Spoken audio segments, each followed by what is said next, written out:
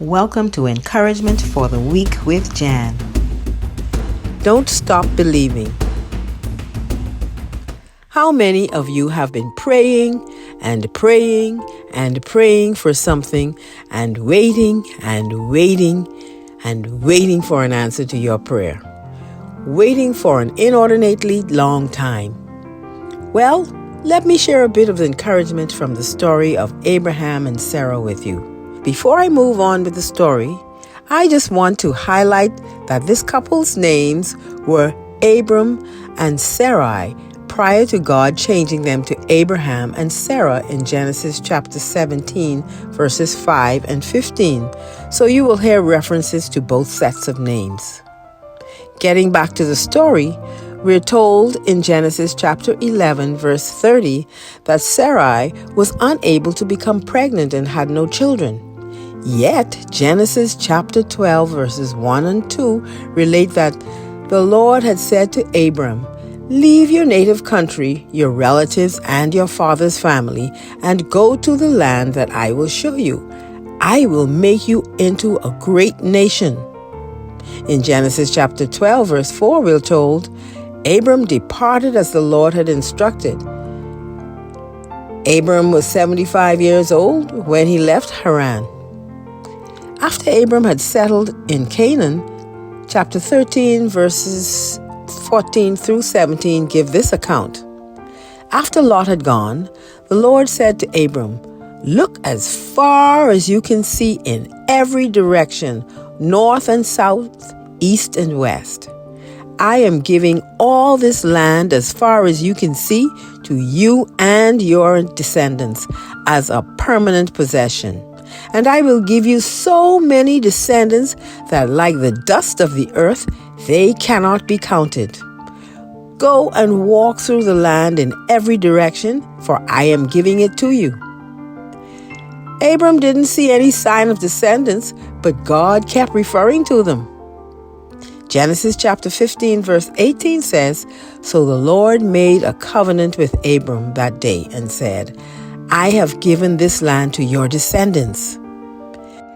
24 years later, Abram and Sarai were still childless, but God was still promising these numerous descendants.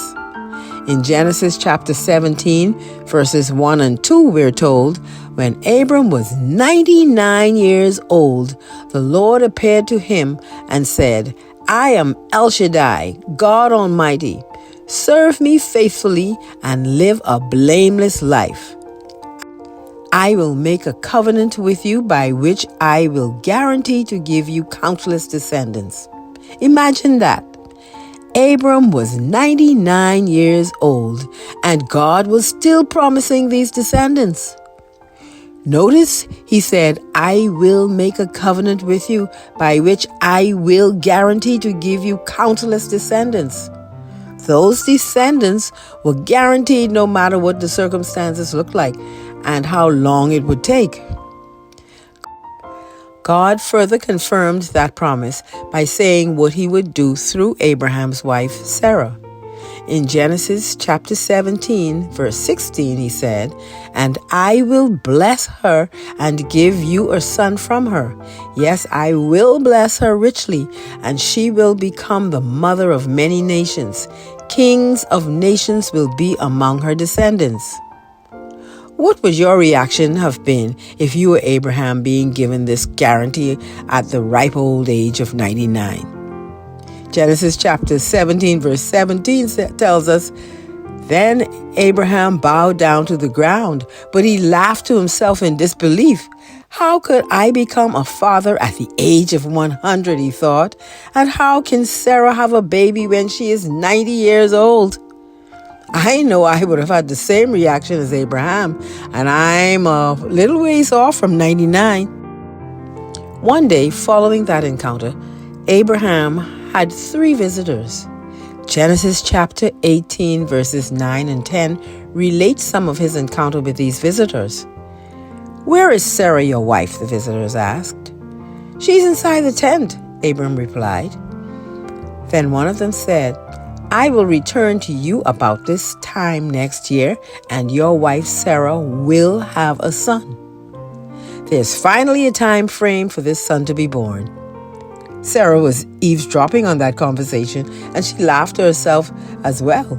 The second part of verse 10 and continuing on to verse 12 gives an account of Sarah's reaction. Sarah was listening to this conversation from the tent. Abraham and Sarah were both very old by this time, and Sarah was long past the age of having children. So she laughed silently to herself and said, "How could a worn-out woman like me enjoy such pleasure, especially when my master, my husband, is also so old?" Hey, even though Sarah laughed silently to herself, God sees, hears, and knows everything. He confronted Abraham about Sarah's response because she showed signs of doubt. Here's what we are told. Then the Lord said to Abraham, "Why did Sarah laugh? Why did she say, 'Can an old woman like me have a baby?' Is anything too hard for the Lord? I will return this time next year, and Sarah will have a son." God asks the rhetorical question, "Is anything too hard for the Lord?" to emphasize that there is nothing he can't do. He is God. That question was followed by his declaration and assurance that he would do just what he promised. And sure enough, it happened just as God said it would. Genesis chapter 21, verses 1 and 2 say, "The Lord kept his word and did for Sarah exactly what he had promised. She became pregnant, and she gave birth to a son for Abraham in his old age. This happened at just the time God had said it would." There's nothing too hard for God, absolutely nothing, and God's timing is always right. What situation are you facing? Does it seem like God has forgotten you? Take heart. Despite what it looks like, God has not forgotten you. No, he hasn't. He is faithful and will come through for you in his time. A word of caution though.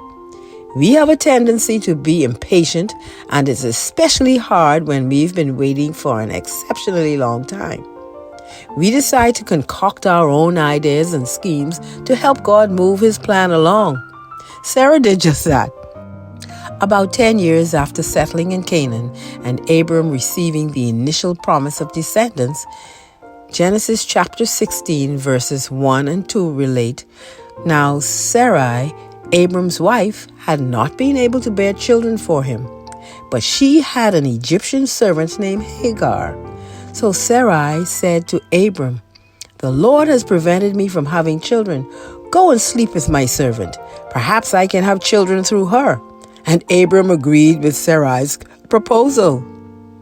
When our plans don't align with God's, beware. There will be problems. Time doesn't permit me to go into all of the details, but just know that there will be problems. Read about them in Genesis chapter 16. Don't allow your patience to run out. Trust in God's timing. We may think and feel like our prayers are not being responded to in a timely manner, but trust God. He is not limited by time. God's time is always the right time. Abraham was 100 years old and Sarah 90 when their promised son Isaac was born. They waited for the manifestation of that promise for about 25 years. God wasn't limited by their age or the fact that Sarah was past childbearing age. 2 Peter chapter 3 verse 8 says, "But you must not forget this one thing, dear friends. A day is like 1,000 years to the Lord, and 1,000 years is like a day." So don't give up on God. Be encouraged by these words from Ecclesiastes chapter 3 verse 11. He has made everything beautiful in its time. Also, remember Jesus' declaration in Matthew chapter 19 verse 26. With God, all things are possible. My friends, don't stop believing God. Keep the faith. He's faithful. If this podcast has been an encouragement to you, please like and share it. And if you haven't done so already, please subscribe to my YouTube channel where you will find this and other messages of encouragement. Thank you, and God bless you.